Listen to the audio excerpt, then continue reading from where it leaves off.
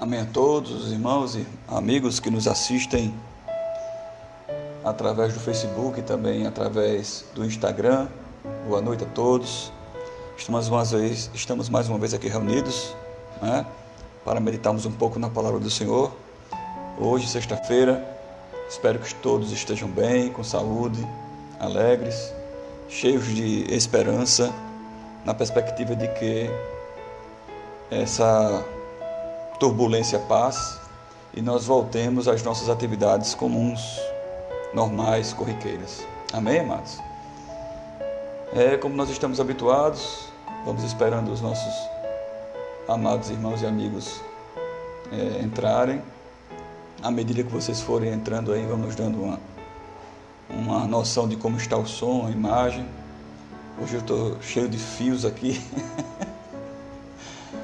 porque eu estou tentando aqui melhorar o áudio do Instagram, não é? E se porventura você que me assiste no Instagram, parece que ele tem um período de tempo que ele permite estar sendo filmado. Se parar, eu vou entrar novamente e voltar ao vídeo, tá certo? Eu acredito que nossa reflexão hoje será mais breve, não é? Para que os irmãos tenham aí tempo de refletir, meditando naquilo que Deus tem para nós. Sou o Sandro Máximo, da IECPI, né? Igreja Evangélica Congregacional no Parque Industrial, aqui em Parnamirim, Rio Grande do Norte. E nossos cultos, né, nossas reuniões em tempos normais, e voltarão a ser, se Deus quiser, são nas quartas-feiras e sextas, a partir das 19h30.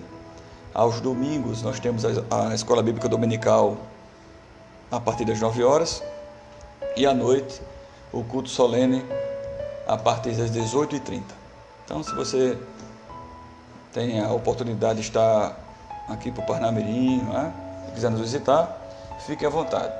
Nós somos afiliados às igrejas, à Aliança das Igrejas Evangélicas Congregacionais do Brasil, cujo presidente, no atual exercício de 4 anos, é o reverendo Ismael Ornilo.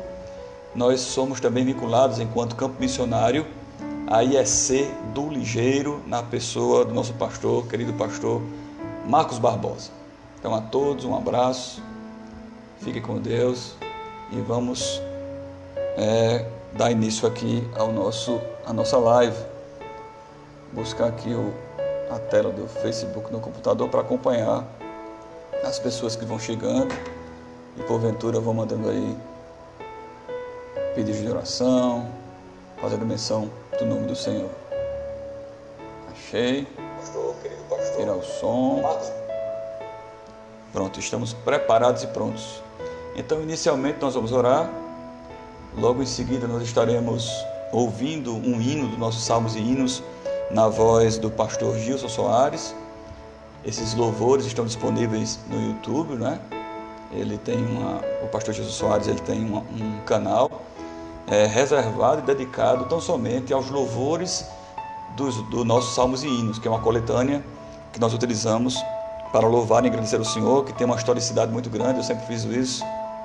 Foi elaborado, melhor dizendo, pela senhora Sarah Calley, esposa do missionário Robert Calley, Dr. Robert Calley, em 1861. Então, portanto, aí um dos primeiros, se não o primeiro, a primeira coletânea de louvores, né, a ser utilizada em um culto público, colaborando aí muito aí com com outras coletâneas aí de louvores que nós conhecemos, como cantor cristão, harpa cristã.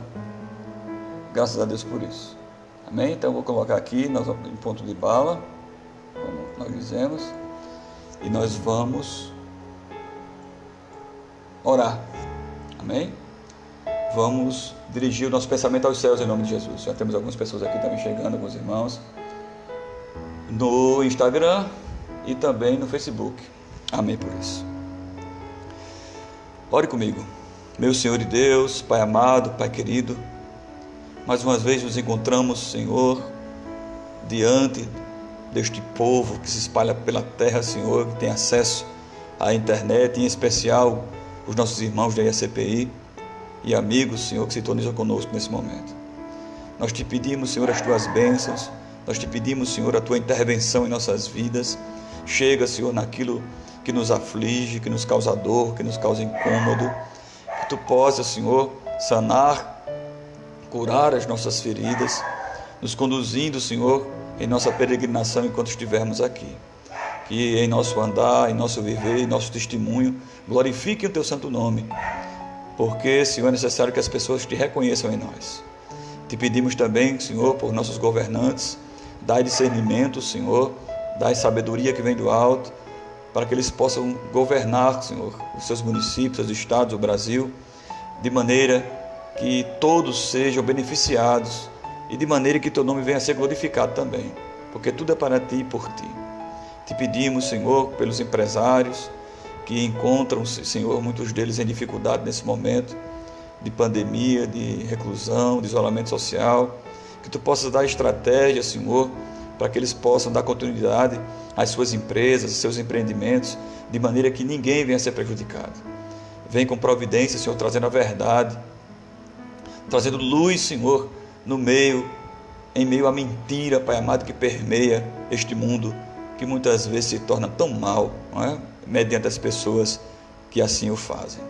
Nós Te pedimos, Senhor, em nome de Jesus, nos abençoa, abre o nosso entendimento e que nós possamos, durante o tempo que estivermos aqui reunidos, glorificar o Teu nome e nos alimentarmos da Tua palavra, que para nós é vida, que para nós, Senhor, é sustentáculo, Pai amado, da nossa existência.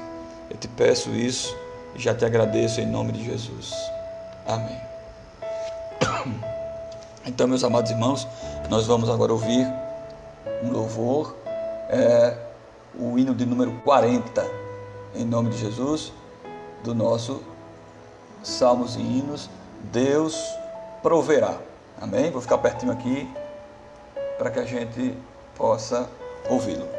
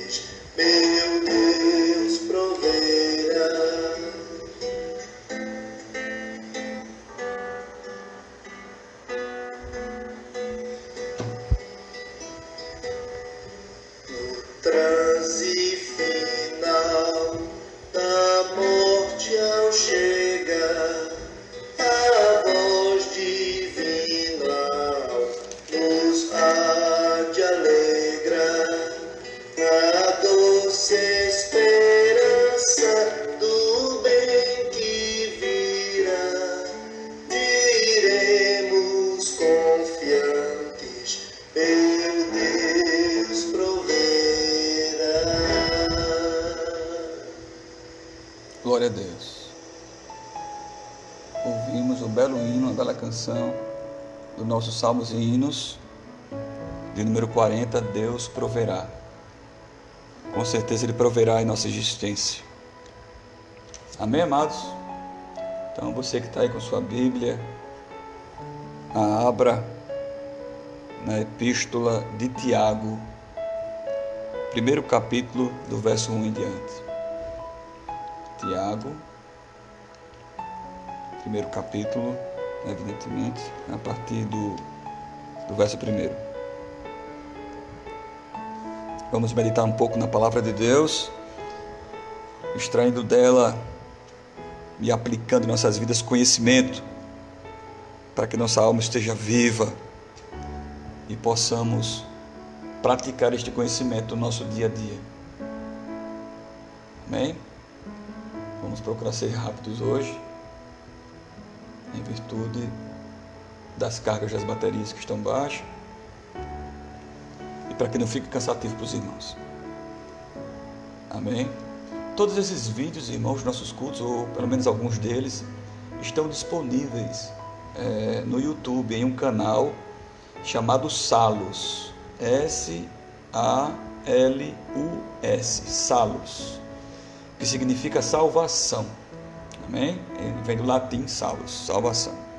Então, se você quiser ver de maneira mais calma, alguns vídeos são editados e colocados lá de uma maneira mais aceitável, não é? Aqui fica muito real, muito dinâmico, mas lá está um pouco mais editado, com algumas informações extras, e que facilita o entendimento, a compreensão.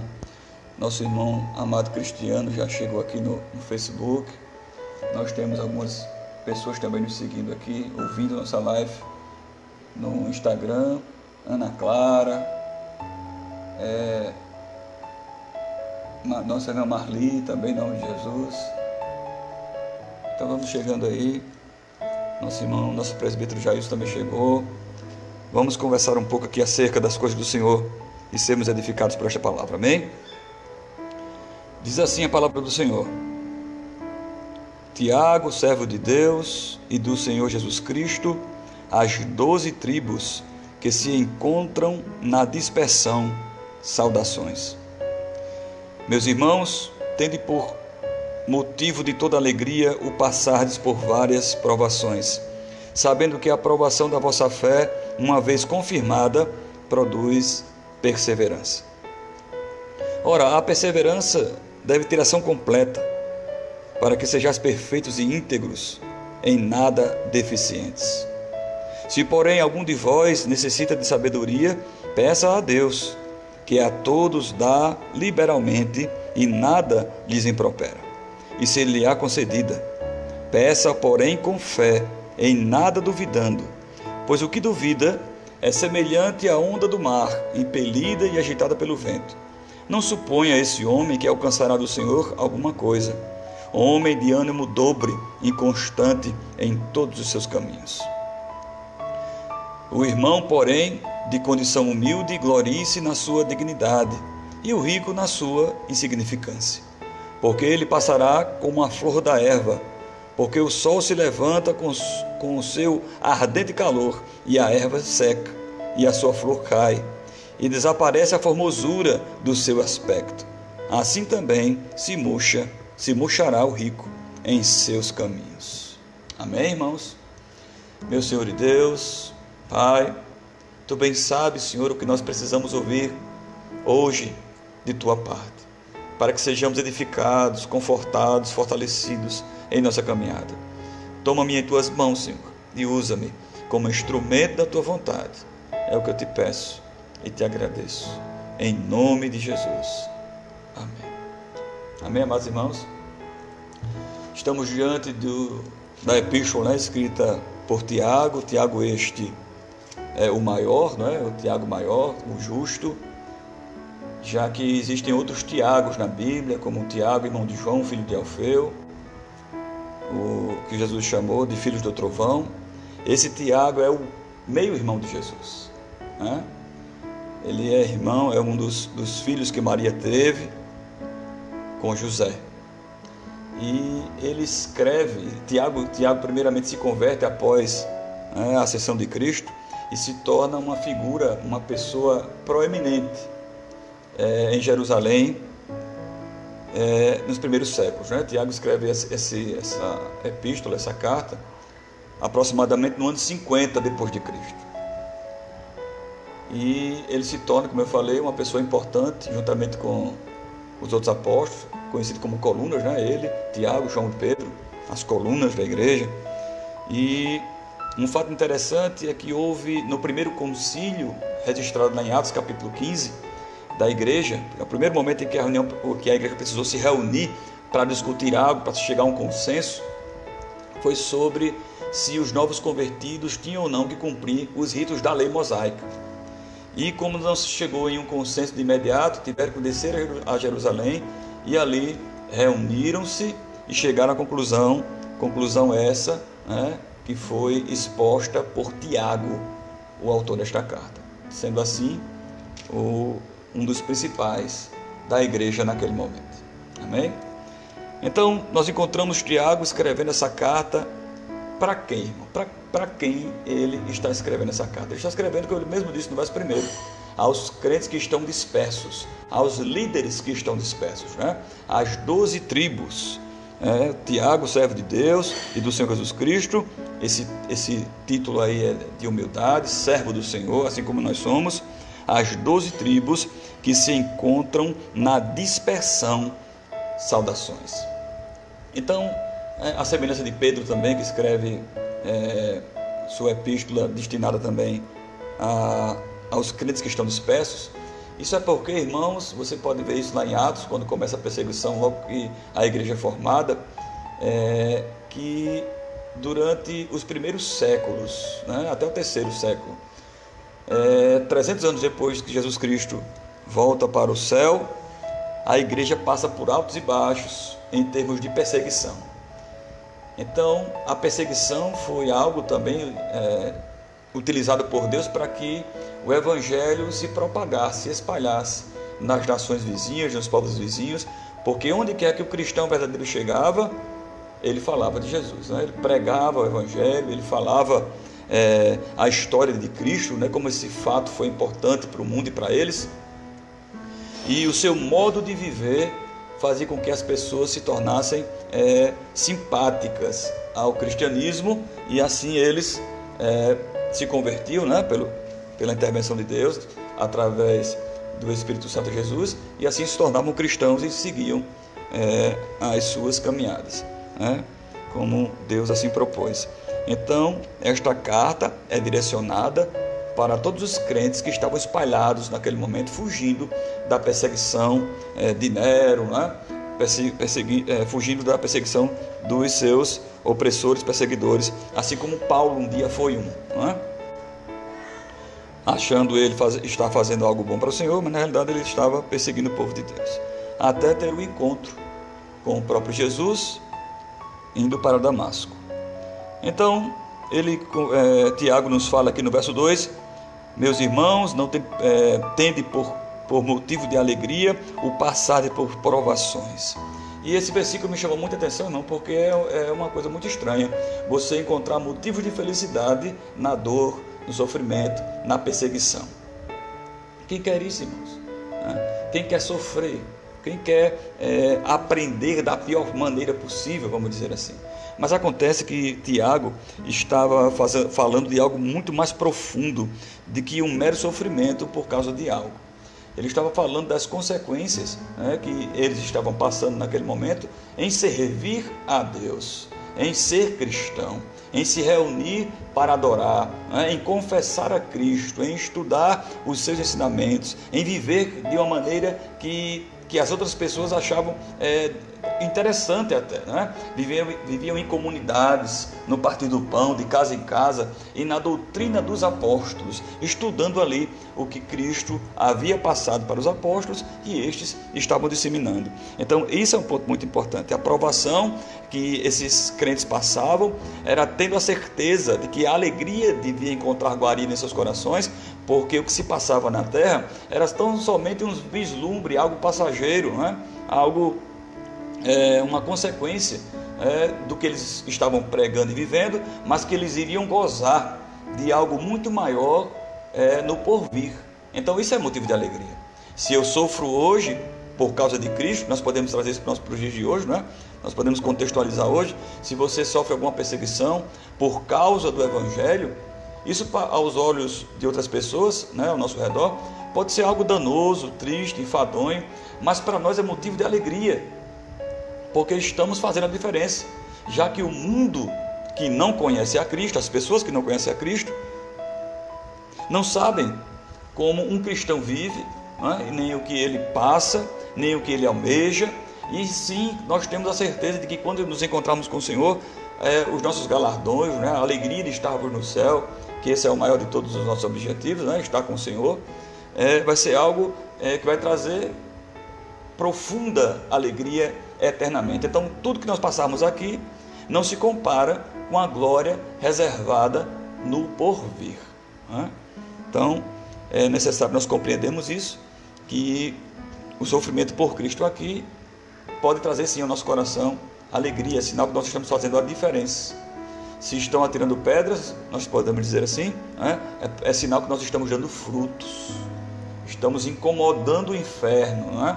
Estamos incomodando o sistema com o Evangelho de Cristo, que muda tudo, né? Que muda os desejos do povo, que muda os objetivos das pessoas transformadas em Cristo. Muda tudo, e o mundo não compreende isso, o mundo não entende isso e parte para o revide, né?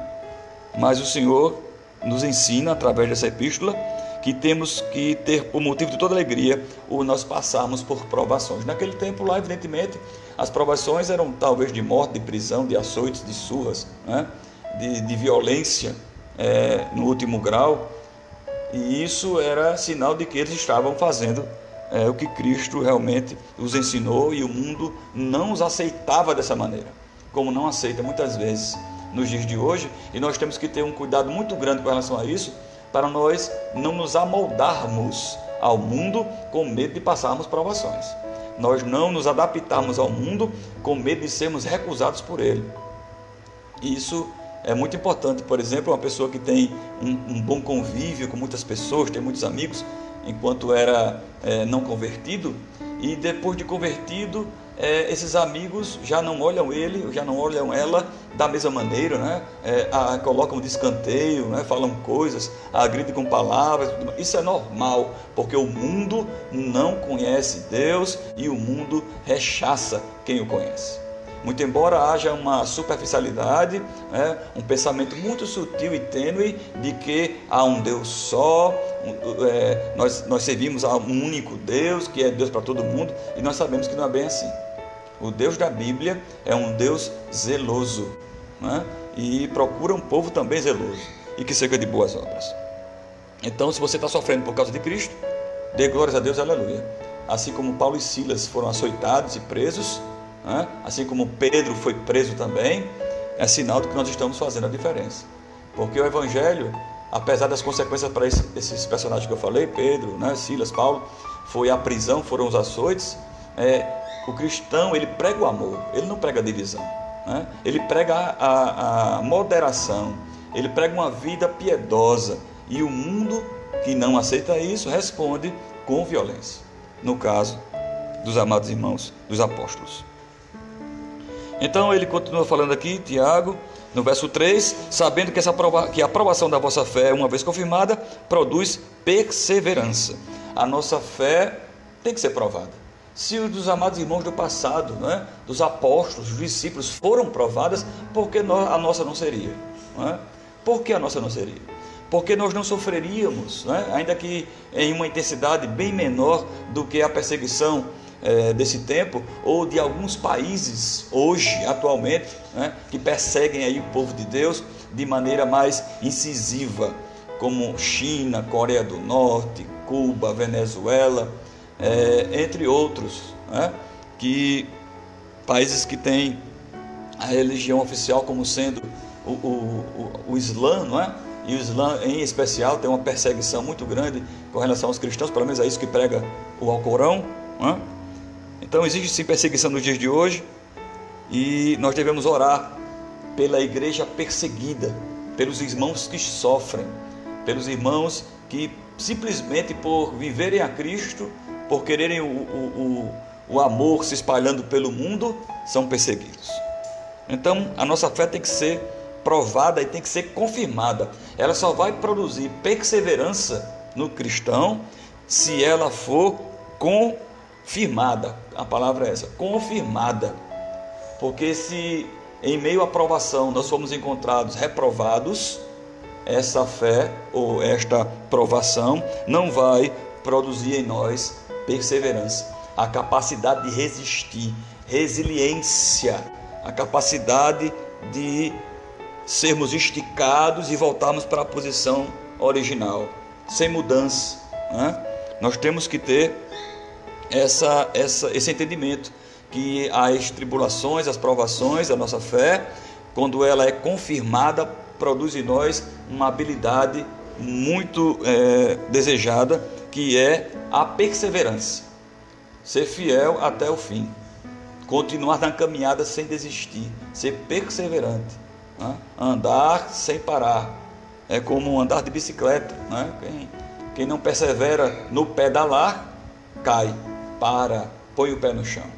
Então nós somos recomendados a continuarmos a pedalar nessa nossa caminhada.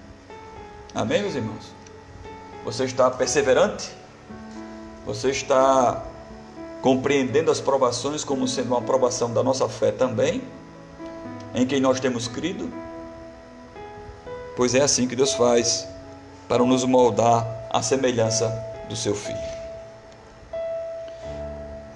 E ele diz o motivo pelo qual isso tudo acontece, ele falando ainda sobre a perseverança, não é? Ora, a perseverança deve ter a ação completa, para que sejais perfeitos e íntegros, em nada deficientes. Isso não quer dizer sem pecado, né? Isso não quer dizer sem pecar, sem errar, sem vacilar, mas sermos encontrados ali cientes do que nós queremos. Nós queremos agradar a Deus, nós queremos acertar, nós lutamos para isso. Deus conhece o nosso coração, nossa intimidade, Ele conhece as nossas intenções e Ele sabe que nós queremos acertar, né? Então Ele nos quer assim, íntegros naquilo que nós acreditamos, inteiros, sem estarmos divididos, sem estarmos em cima do muro, preparados e capacitados por Ele para estarmos na caminhada. E durante a caminhada, a nossa caminhada aqui, nós vamos encontrar momentos difíceis. Isso é viver, né? Ninguém acorda feliz todos os dias, passa o dia sorrindo e vai dormir sorrindo. Não, isso não acontece. Nós temos momentos de ira, de raiva, né?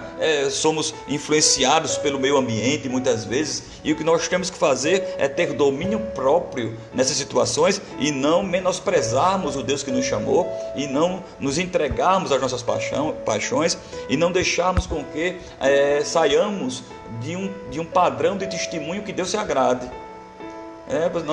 Por vezes você pode dizer em um momento difícil assim: eu sou cristão, o meu comportamento tem que ser esse, o meu comportamento é esse, né? Nós não podemos sair desse padrão, como um trem que anda sobre os trilhos, porque o trem, quando sai do caminho que foi preparado para que ele andasse, ele descarrilha, né? Ele sai é uma catástrofe, é algo grande. Ele vem em alta velocidade, sai dos trilhos e pessoas se machucam, e como dizem por aí, o reboliço é grande, né? Quando o crente sai dos trilhos. Então mantenha-se nos trilhos, porque quem preparou esse trilho foi Jesus. Esse trilho é o próprio Jesus. Vamos fazer essa analogia. Amém? E ele faz agora uma contrapartida para aquele que em nada é deficiente, é íntegro e é perfeito, com aqueles que não têm essa perfeição. Pois ele diz aqui no verso 5: se porém algum de vós necessita de sabedoria, peça a Deus, que a todos dá liberalmente e nada lhes impropera, e se lhe há concedida. Então, se alguém foi encontrado em alguma falha, percebeu em si algo que deva ser melhorado, capacitado, né, consertado, glória a Deus por isso, porque é o primeiro sinal e é o primeiro passo para se consertar algo, é descobrir que algo precisa de conserto. E quando nós olhamos para dentro de nós com sinceridade, eu tenho certeza absoluta que nós vamos encontrar muita coisa para ser mexida, organizada, né? o nosso lar interior precisa estar limpo, organizado, e qualquer sujeira pode atrapalhar, pode causar dano tanto à nossa alma quanto ao nosso corpo. Então é necessário sim estarmos preparados e capacitados para andarmos de maneira a fazermos uma introspecção e enxergarmos em nós aquilo que é perceptível. E às vezes até as outras pessoas fazem isso para nós, né? Pessoas que verdadeiramente nos amam, que gostam de nós, que têm a liberdade de fazê-lo, chega para nós e diz: olha, eu percebi isso em você e eu acho que isso não é bom, então seria bom você mudar. Então quando isso acontecer com você, irmão e irmã, dê glória a Deus e aleluia, porque alguém se importou com você, viu algo que talvez você não esteja vendo, que nós muitas vezes não vemos no nosso dia a dia e que precisava de conserto. Então dê glórias a Deus. Houve um momento na minha vida, há um tempo atrás, que após eu terminar uma pregação, o pastor me chamou na sua sala e veio consertar algo que eu havia dito naquela mensagem, e ele ali com cuidado falando. Irmãos, a minha única reação naquele momento foi chorar. Chorei de felicidade, de alegria, porque tinha aparecido alguém que se importava comigo e queria meu bem, queria me ajudar a crescer, a desenvolver. E ele ficou espantado quando eu disse: muito obrigado, chorando, em meio às lágrimas, por esse conselho, porque eu precisava desse conselho. Então quando alguém vier lhe aconselhar com sinceridade, com amor, aceite. Quando alguém vier lhe repreender para que você cresça, aceite a repreensão. É para o seu bem, é para o seu crescimento.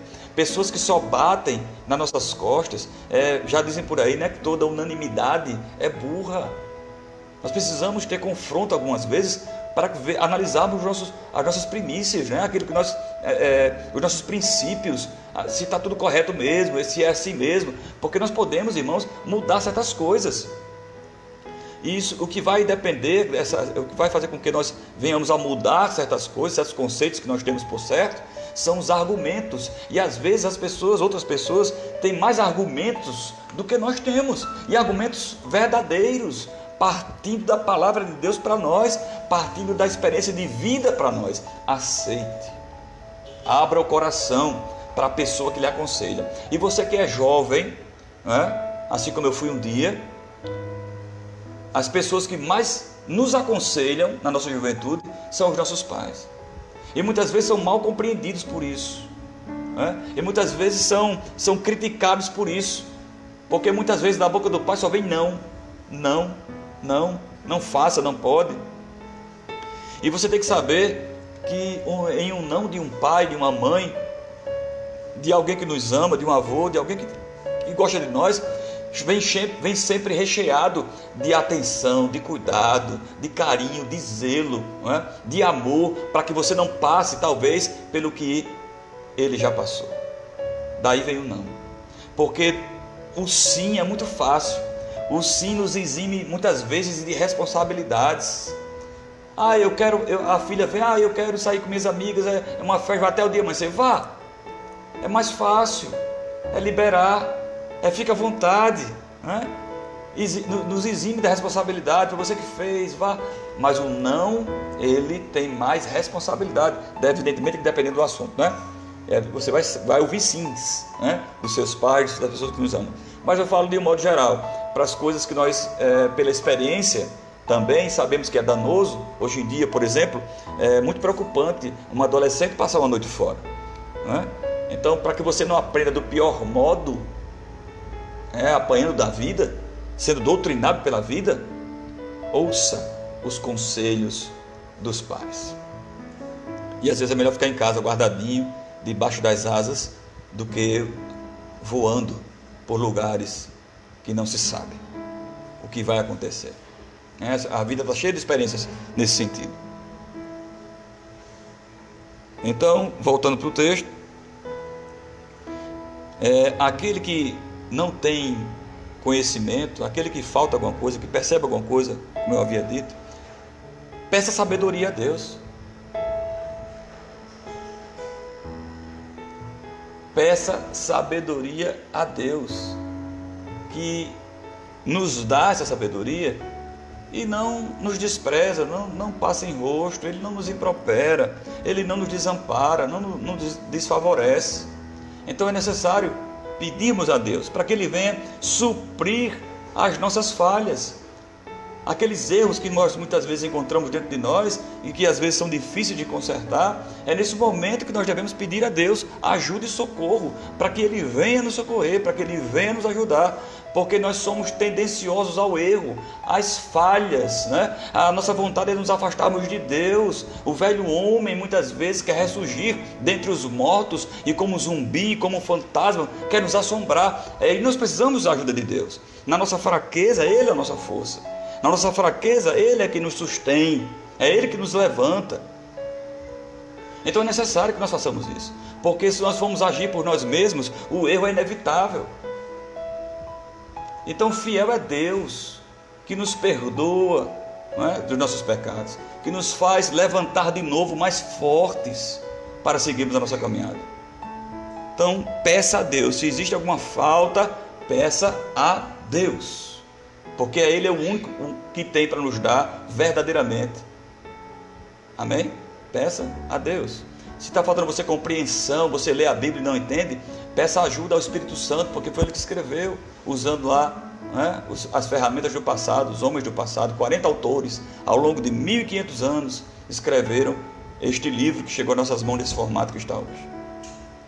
Peça a Deus. Agora, quando você for pedir a Deus, Ele vai dando a sequência. A Bíblia é muito autoexplicativa, né? Graças a Deus por isso. E Ele diz: peça, porém, com fé, em nada duvidando. Fé, o contrário da fé é a dúvida. O oposto da fé é a dúvida. O antônimo da fé é a dúvida. Deus não trabalha na dúvida. Ele trabalha com a certeza, com a firmeza, com a esperança, com a convicção. Não é? Se não vamos pedir, Senhor, me dê. Mas será que você vai dar? Mas será que é assim? Mas será que eu mereço? Eu tenho ouvido tantas coisas, irmãos, de uma parte ou de outra, de um sentido ou de outro, como por exemplo pedindo algo a Deus: não, mas eu sei que eu não mereço. Nós não merecemos nada de Deus, irmãos, isso é fato. O que nós merecemos de Deus é a morte. O que nós merecemos de Deus é o fogo do inferno, é a sua ira derramada sobre cada um de nós. Isso é o que nós merecemos. Mas Ele, por graça e por misericórdia, não faz isso. Muito pelo contrário, Ele derrama a sua graça sobre cada um de nós, sua misericórdia sobre cada um de nós, que são as causas de não sermos consumidos, e nos propõe uma vida nova, e nos propõe um jeito novo de encarar as coisas. Isso não vai impedir que a gente vai errar, isso não vai impedir que de vez em quando a gente revele os pés, mas vai impedir que a gente se afaste dele. Isso vai fazer com que, mesmo errando, nós venhamos a nos arrepender e pedir socorro a Ele, porque Ele é fiel para estender sua mão. Nós temos um advogado fiel junto a Deus, que é Jesus Cristo, que intercede por cada um de nós e sabe quem somos, porque Ele também é homem. Então não adianta acharmos que merecemos ou deixamos de merecer. Tudo está na mão de Deus, Ele faz se Ele quiser. Aí é verdade: Senhor, eu sei que se Tu quiser me abençoar, Tu me abençoas. E se não quiser me abençoar, também não está abençoado, Tu continua sendo Deus. Mas eu, como filho, te peço: olha a minha situação, vê como eu estou, preciso da Tua ajuda. O que Deus quer de nós, irmãos, é sinceridade, inteireza de coração. Senhor, eu sei que não sou essa Coca-Cola toda. Senhor, eu sei que não sou esses furinhos do biscoito cream cracker ou creme crack, como queiram. Eu sei que não sou, mas me ajuda.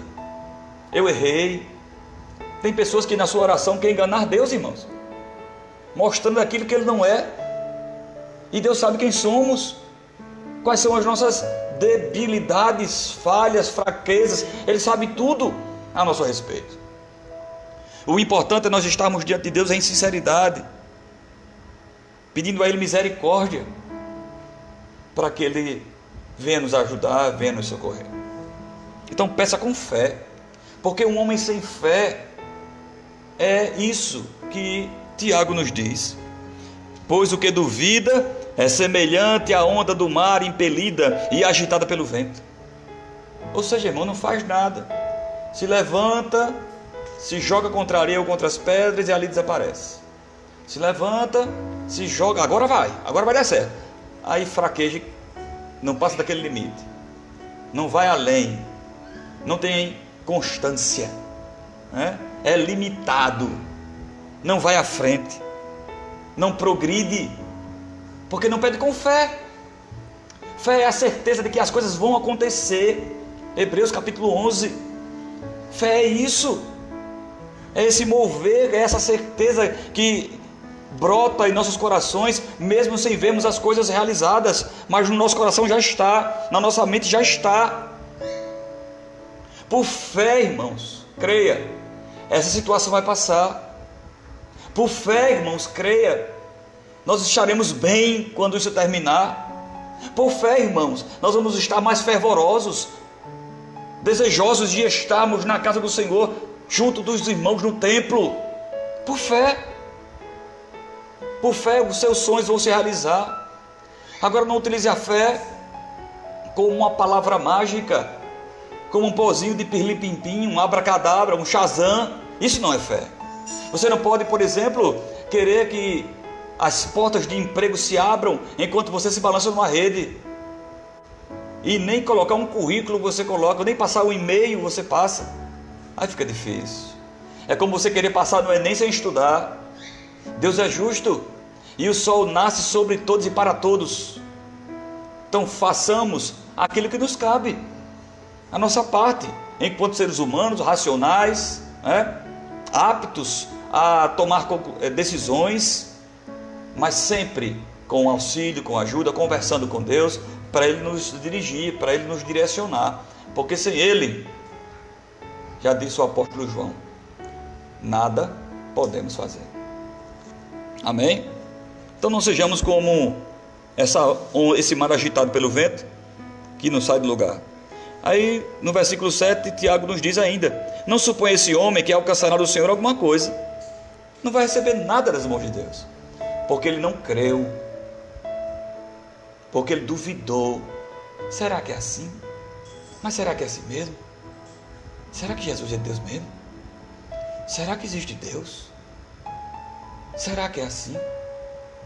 E nós sabemos que a fé que Deus coloca no nosso coração, Ele coloca de forma que nós tenhamos convicção, porque esta fé nos transforma dia a dia. Esta fé nos faz descansar em meio à tempestade. Nós somos estimulados por Jesus Cristo a exercitarmos essa fé, e a fé só é exercitada em momentos de turbulência. A fé só é exercitada em momentos de confusão, de turbulência, de terremoto, de trovão, de medo. É onde a fé é exigida. A fé, quando está tudo calmo, para que fé, né? A fé de que Deus vai resolver a situação, como se a situação já está resolvida. Então nós temos que ter a fé perene, aquela fé de que eu creio em Deus, eu creio que Jesus vai me buscar um dia e que eu vou morar com Ele nos céus. Isso é outra coisa. Mas a fé diante das circunstâncias, ela só é movimentada, promovida por elas, pelas circunstâncias. Então use a sua fé, exercite, veja o seu sonho realizado, desde que também seu sonho glorifique a Deus, desde que seu sonho venha da parte de Deus para nós. Porque sonho humano que não glorifica a Deus, você pode até conseguir através do seu esforço, da sua luta, mas vindo de Deus, só a sua permissibilidade, porque tem coisas que nós pedimos e pedimos mal, nós oramos mal, não sabemos pedir, não sabemos orar. Então que Deus nos dê sabedoria para sabermos pedir. Eu queria isso. Aí Deus não dá isso não, porque você dá isso a você mesmo, você está desviado no outro dia. Eu queria uma bênção, porque se eu recebesse uma bênção, eu ia construir isso, eu ia ajudar fulano de tal, bênção em dinheiro, eu ia fazer aquilo outro. Ia não, quando você tiver com esse dinheiro na mão, ele ia lhe cegar, e você ia ser servo desse dinheiro, e você ia se afastar. Então tem coisas que Deus não nos dá, porque nós ainda não estamos preparados para receber. Quando você está preparado para receber, as bênçãos nos perseguem. Deus nos dá enquanto nós dormimos, Ele nos abençoa enquanto dormimos. Então a prioridade aí, a busca é aperfeiçoamento no Senhor. Buscar em primeiro lugar o reino de Deus e a sua justiça. Buscar em primeiro lugar o reino de Deus e a sua justiça. e as outras coisas virão, em nome de Jesus. E ele fala no verso 8 ainda, Tiago, homem de ânimo dobre, inconstante em todos os seus caminhos. E aqui eu paro nessa palavra, inconstante, né? Porque parece ser algo tão comum e corriqueiro nas nossas vidas e de maneira tão importante influencia-nos em tantos aspectos do nosso ser, do nosso entendimento, da nossa psique, do nosso comportamento, do nosso temperamento. Às vezes somos inconstantes. Inconstantes é sair do habitual, é nós estarmos bem e daqui a pouco estarmos mal, é dormirmos felizes e acordarmos tristes, é sermos fervorosos na igreja e daqui a um minuto estarmos cabisbaixo, sem motivo para glorificar o Senhor. Inconstante, ora estamos cheios de fé, ora estamos com nossa fé lá embaixo, ora estamos como uma roda gigante lá em cima, ora estamos lá embaixo. Isso tem sido um empecilho na vida de tantas pessoas que impedem o crescimento, individual de cada um na casa do Senhor e na vida social, na vida profissional. Inconstantes. Eu vou estudar, só dura uma noite, só dura um dia, só dura uma semana. Na outra semana já encontrou outros motivos para não estudar, para não se capacitar. Inconstante, não termina o que começa, nunca começa o que planeja, vive sonhando sem realizar. Inconstante. É assim uma pessoa sem fé, é assim uma pessoa que pede as coisas sem fé, a semelhança do mar impelido pelos ventos, né? As ondas ali jogadas na praia, uma atrás da outra, mas sem realizar absolutamente nada. Então, nós precisamos ser constantes, e isso tem que ser trabalhado. Eu creio que seja um exercício, a constância. Vamos usar o exemplo do estudo. Você quer estudar, quer fazer o Enem e estipula aí um cronograma, né, para ser seguido, e na primeira semana você começa a desanimar porque você já começa a ver outras coisas que estão chamando a sua atenção. Você tem que você tem que ter a convicção de aquele momento, tem que continuar, fincar os pés no chão e dizer, não, eu não vou desistir. E isso se torna um hábito, né? Isso se torna uma frequência, uma constância, e você vai começar a ver as coisas acontecendo. Quer ver um exercício bom para nós realizarmos? Faça o teste. Você que gosta de ficar muito tempo na cama, dormindo, de manhã, ou para ir para a escola tem que acordar, ou para trabalhar. Assim que o celular despertar, não dê um toquezinho por mais 10 minutos ou 5 minutos. Pule da cama. Isso vai lhe ajudar, esse exercício, a você tomar decisões mais rápidas no seu dia a dia. Faça esse exercício. Veja se eu estou certo ou errado. Comece a praticar isso. Quando o celular tocar, levante-se. Não fique mais se espreguiçando na cama. Chegou a hora. Levantar-se e trabalhar, estudar, fazer suas obrigações da casa, seja o que for. Levante-se e você vai começar a ver que as suas decisões serão mais rápidas, serão mais intensas, né? Você não vai ficar indeciso. Isso é um exercício de constância em nossas vidas. Leia a palavra de Deus todos os dias. E você, com esse exercício, vai se capacitando a cada dia nesta palavra. E vai poder falar dela para quem quer que seja. Você vai poder pregar esta palavra para as pessoas que estão ao seu redor, sem medo, né? Sem vacilar, falando tão somente aquilo que a gente leu, aquilo que nós aprendemos. Em nome de Jesus. Por quê? Por que isso tudo? Porque o versículo, a partir do versículo 9, explica. Porque as circunstâncias desta vida, irmão, são transitórias, passam. Muitas coisas, todas as coisas terrenas são passageiras, né? As dos céus persistem, mas as da terra são passageiras. Tudo aqui é passageiro, tudo aqui é ilusão.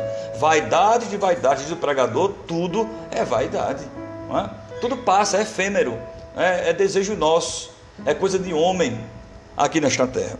Veja o que diz Tiago a partir do verso 9.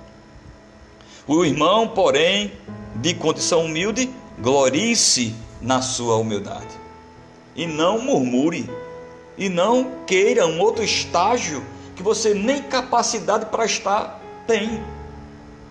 Peça a Deus o suficiente.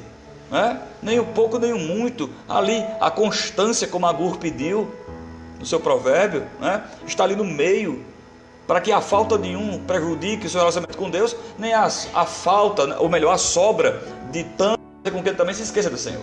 Então é necessário isso, estarmos constantes diante do Senhor, porque tudo passa nessa vida. O irmão, porém, de condição humilde, glorifica na sua humildade. Aí ele faz um contraponto aqui com o rico. O rico na sua insignificância. A Bíblia fala muito de riqueza e de pobreza, irmãos. E ela fala muito com relação à riqueza, dos perigos que elas produzem, que as riquezas produzem no ser humano. Porque elas têm a facilidade, muito fácil, de dominar o ser humano. Ele começa a se preocupar tanto com aquilo que tem, e o medo, se ele é cristão, por exemplo, de pecar é diminuído, e o medo de ficar pobre de novo toma lugar. Então ele vai reger sua vida em torno da riqueza, e começa a ser dominado por ela, de suas conquistas, e começa a ser dominado por ela. Então está aí o grande perigo. O humilde glorifica na sua humildade. Tente contentar-se, não de maneira miserável. Amém? Deus não nos quer miseráveis. Lute para conquistar. Mas você já imaginou, olha, se você pegar uma pessoa, por exemplo, vamos pegar aqui abrindo parênteses, 10 pessoas humildes, tantas existem no Brasil e no mundo, e dê a ela 1 milhão, de 10, você acha que quantas vão conseguir fazer esse dinheiro prosperar? Vão se manter constantes? Dificilmente. Eu não faço nem uma proporção. Vamos lá, 10%, 1. Porque a maioria vai tentar realizar todos os seus sonhos, e de onde só se tira e não se bota, se acaba, e ele vai voltar ao estágio inicial e frustrado, né? Quantos ganhadores de Mega Sena, de loteria esportiva, essas coisas que tem aí, passa na TV, né, as reportagens, que ganharam milhões e hoje não tem absolutamente nada, voltaram à estaca zero, porque foram dominados, não foram bons mordomos, não fizeram aquilo ali glorificar o nome do Senhor, e foram regidos pela sua própria vontade e pelos conselhos do mundo. Então, tudo passa. O rico na sua insignificância, porque ele passará como a flor da erva, mais dia menos dia. Ele pode até morrer rico, mas ele não leva R$1, ele não leva 1 centavo, nada do que conquistou, e muitas vezes as duras penas e por mérito próprio aqui na terra, dentro da permissibilidade do Senhor. Então o importante aí é o porvir, é o que nós temos depositado como tesouro nos céus, né? E ele continua: porque o sol se levanta com seu ardente calor, e a erva seca, e a sua flor cai, e desaparece a formosura do seu aspecto. Assim também se murchará o rico em seus caminhos. Então tem muitas pessoas, irmãos, que são simples, comuns como nós, mas quando são de alguma forma são abençoados, se transformam, se modificam, pisam no chão, porque é o jeito. Eu trabalhei com um senhor, pelo qual tenho muita consideração, em Maragogi, né, em um hotel junto com a equipe, chamado seu Latif Dayar, um árabe que chegou no Brasil com $1, e quando eu conheci, ele dizia que tinha esse dólar guardado. Se tornou um homem de sucesso, um homem muito próspero, dono de hotéis, muitas coisas, construtoras, prédios, edifícios, essas coisas em Boa Viagem, naquela região. E ele disse que tinha um corretor. O corretor vendeu seus imóveis, e ele conseguiu fazer uma venda muito grande, muito boa, de apartamentos, que lhe rendeu uma comissão recheada, né, gorda. E a primeira coisa que ele fez foi comprar um carro novo e botar um chofé para dirigir para ele. Então o homem é assim, se deslumbra com muita coisa, ele se encanta, se deslumbra com muita coisa, se encanta com pouca coisa, né? Nós temos que ter essa constância, essa certeza de que as coisas que vêm às nossas mãos, se nós não tivermos cuidado, se acabam. E nós temos que glorificar a Deus com isso também, né? Fazer com que as coisas venham prosperar, glorificando o nome do Senhor, enaltecendo o seu nome. Jesus disse que era mais fácil um camelo passar no fundo de uma agulha do que um rico entrar no reino dos céus. Mas não obstante isso, Zaqueu, que era rico, se converteu, foi convertido pelo Senhor, né? Pelo Espírito Santo. Então, por que isso? Porque o próprio Jesus disse, porque o que é impossível aos homens é meramente possível a Deus. Quem poderá ser salvo, né?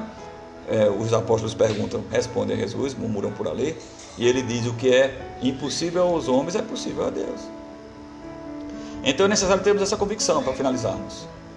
Sermos constantes no nosso modo de pensar, no nosso modo de agir, em quem nós cremos, o que falamos, o que pensamos. Eu sei que alguns conceitos podem ser mudados, porque às vezes existem alguns que nós não temos conhecimento, e os argumentos com que eles são trazidos para nós mudam, né? O que nós acreditávamos, e passamos a acreditar mais firmemente, mais piamente naquilo do que acreditávamos antes. Amém?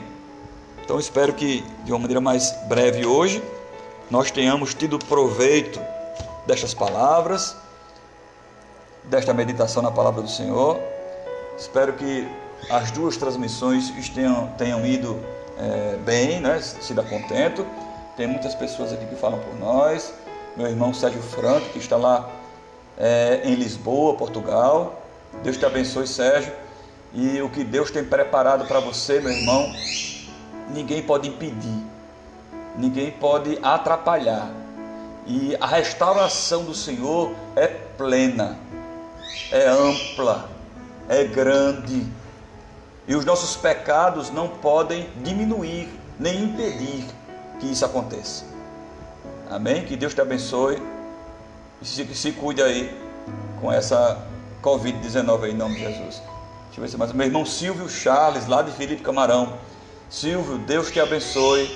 Abençoe sua esposa, Sergiane, suas filhas, seus filhos. Que você seja próspero. E que esse Deus que se revelou a mim e a seu irmão, nosso irmão Sérgio, se revele a você também. Esse é meu desejo, essa é a minha oração. Para todos que estão conosco, que ficaram conosco durante esse tempo, que Deus vos abençoe e vos guarde.